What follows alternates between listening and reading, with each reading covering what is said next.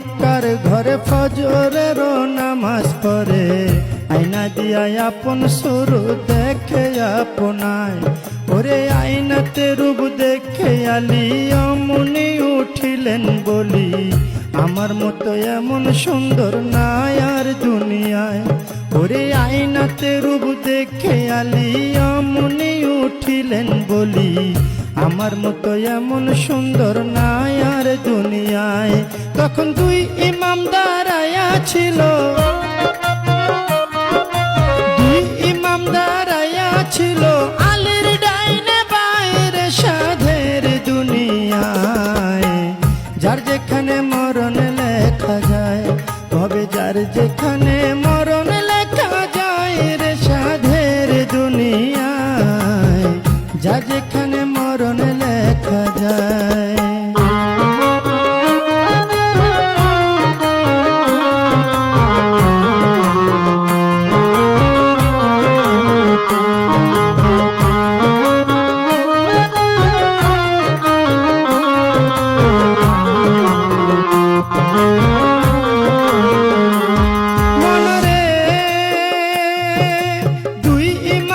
পিতার ধারে শুনে নাব্বা কই আপনারে, আপনার চেয়ে বেশি সুন্দর আছে আমার মার।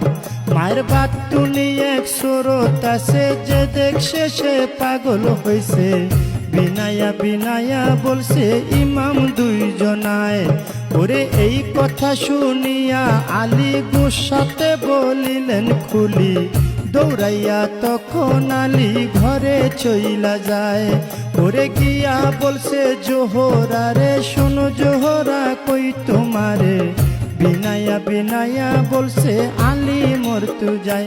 জোহরা তুমি আমার ঘরের স্ত্রী, সকল সুর দেখতে পারি, তবে কেন প্রাণের শরীর দেখাও নাই আমায়।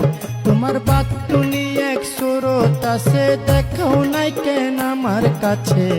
এই কথা বলিলেন যখন আলী মরতু যায়। ওরে এই কথা শুনে ফাতেমায় মনের মধ্যে ব্যথা পায়। ফরিয়া জানাইলেন মাওলারি দরগায়, মাওলা গো আমার বাতুনি সুরতের কথা যে কইয়া লাগাইছে ব্যথা। জহরে কহরে মরণ হয়েছেন দুইজনার।